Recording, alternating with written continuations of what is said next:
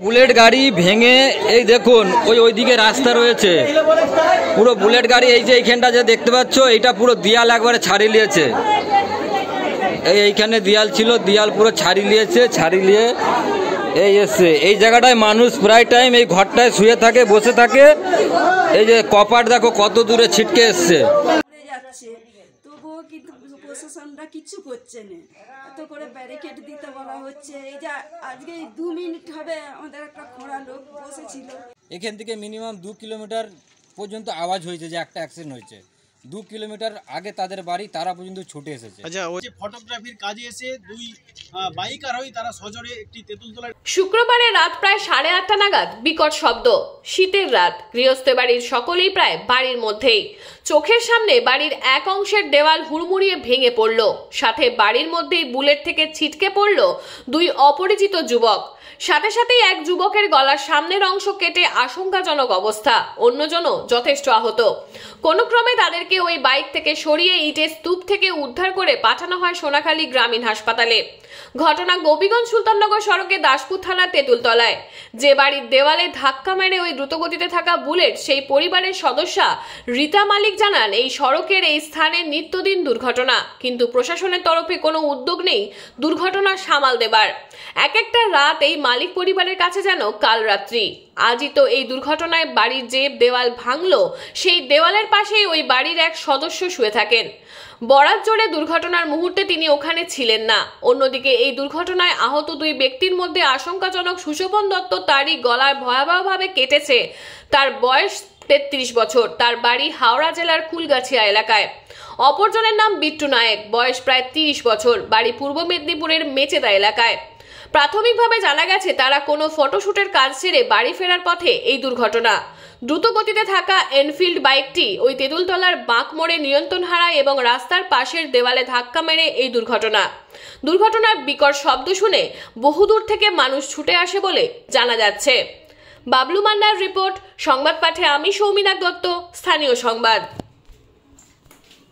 Bullet গাড়ি ভেঙে এই দেখুন ওইদিকে রাস্তা রয়েছে, পুরো বুলেট গাড়ি এই যে এইখানটা যে দেখতে পাচ্ছ এইটা পুরো দিয়াল একবারে ছাড়িয়ে নিয়েছে। এইখানে দিয়াল ছিল, দিয়াল পুরো ছাড়িয়ে নিয়েছে, ছাড়িয়ে নিয়ে এই এসছে। এই জায়গাটায় মানুষ প্রায় টাইম এই ঘরটায় শুয়ে থাকে, বসে থাকে। এই যে কপাট দেখো কত দূরে ছিটকে এসছে। এইখানটায় আমাদের এইখানে ফ্যামিলির লোকেরা বসে থাকে, শুয়ে থাকে। আজকে যদি এখানটা যদি কেউ মানুষ বসে থাকতো, শুয়ে থাকতো, আজ মনে হচ্ছে সেও থাকতো নি।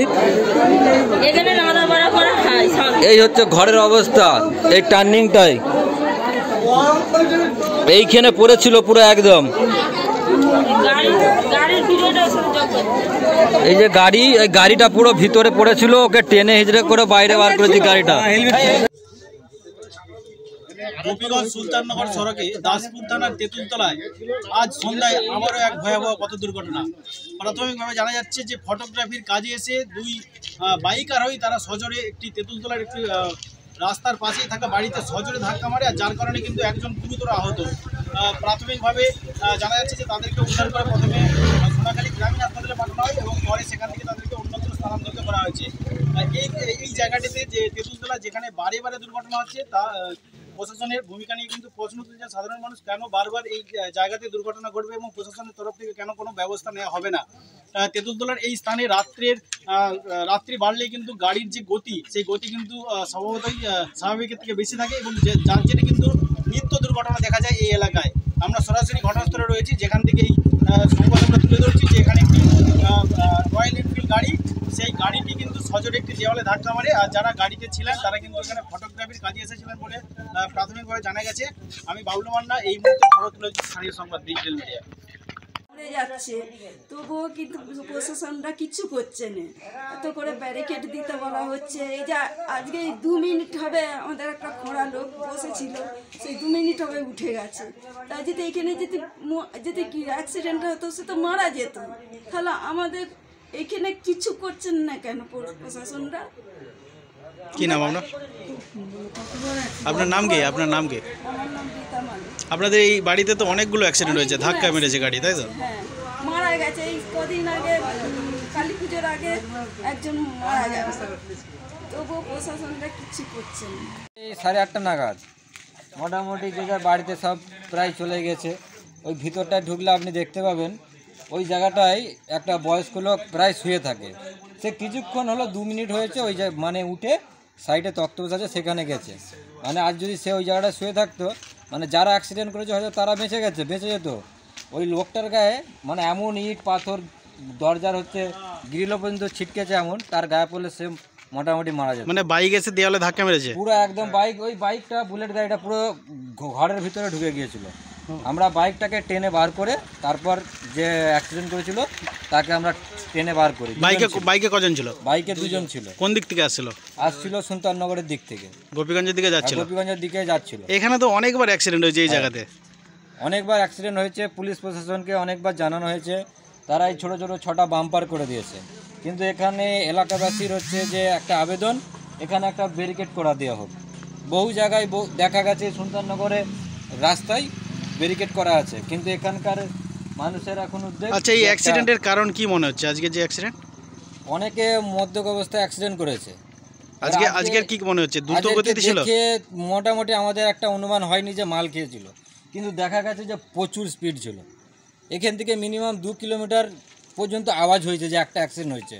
2 কিলোমিটার আগে তাদের বাড়ি, তারা পর্যন্ত ছুটে এসেছে। আচ্ছা, ওই আহতদের অবস্থা কেমন? ওদের অবস্থা বলতে খুবই আশঙ্কাজনক। মোটামুটি এই জায়গাটায় লুলির কাছাকাছি কেটে গেছে দেখলাম। কোথায় নিয়ে যাওয়া হয়েছে?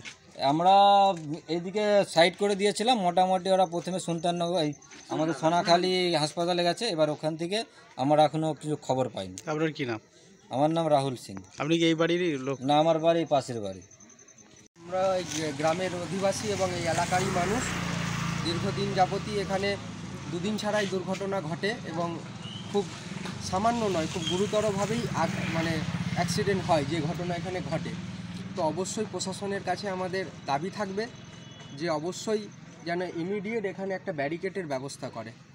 এরকম আমাদের দাসপুর 2 এর বিশেষতভাবে আমাদের সুলতাননগর গোপীগঞ্জ রোডের এই রোডটা উন্নত হওয়ার ফলে যাই হোক অ্যাক্সিডেন্ট বাড়ছে বা হচ্ছে, সব কিছু ডেভেলপমেন্টেরও দরকার।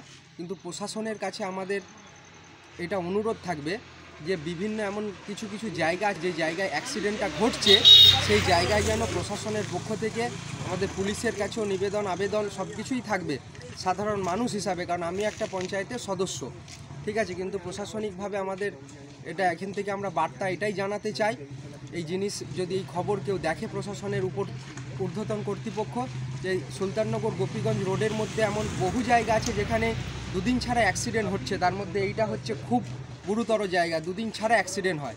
আমাদের এটাই অনুরোধ সকলের পক্ষ থেকে, এখানে যেন প্রশাসনিকভাবে বিভিন্ন জায়গায় যেখানে অ্যাক্সিডেন্ট হচ্ছে ব্যারিকেড দেওয়ার ব্যবস্থা করে। আপনার কি নাম? আমার নাম সৈকত রায়। আমি খেপুর 7 নম্বর দক্ষিণপাড় গ্রাম পঞ্চায়েতেরই একটা বুথের সদস্য আমি।